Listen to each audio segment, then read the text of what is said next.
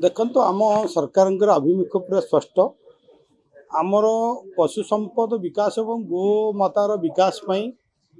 सरकार विभिन्न प्रकार पदक्षेप नहीं जमती कि आमे गोशालार मध्य आमे कथा कहिचु जे आमे 5 वर्ष भितर ओडिशा रे 200 गोशालार व्यवस्था करिवु एवं सरकार तरफ ताकू सब्सिडी व्यवस्था रही जो माने कि अप टू 150 गाई पर्यंत 52 लाख पर्यंत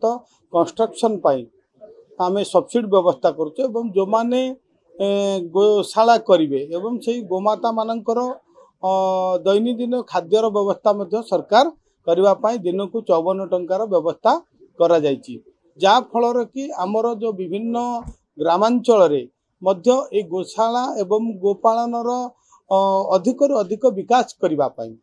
एवं ग्रामांचल रे जदि आमे देखिबा चाष पर गोपालन होछि जो गोटे लाभजनक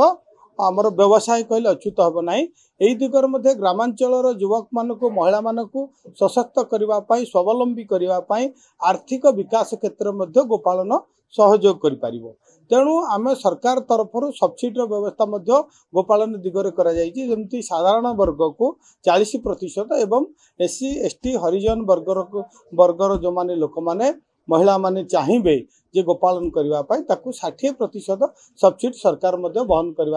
व्यवस्था करा जायछि तेणु आमको समस्त को आज जो गृह में आज प्रश्न थिला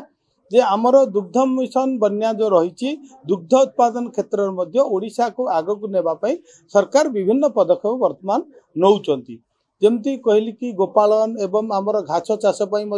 सब्सिडी करा जायछि एवं ग्रामांचल रे गोपालन करने महिला मानक महिला उद्योगी मानक आम प्रोत्साहन करुचे तेणु विभिन्न दिगरे आम समस्ते ओडिशार को जदि कृषि पर आम जदि देखिबा जो जमती गोटे मिश्रण चाष कृषि गोपालन एवं आपणकर मत्स्य चाष यही दिगरे सरकार प्रोत्साहन वर्तमान दौरान।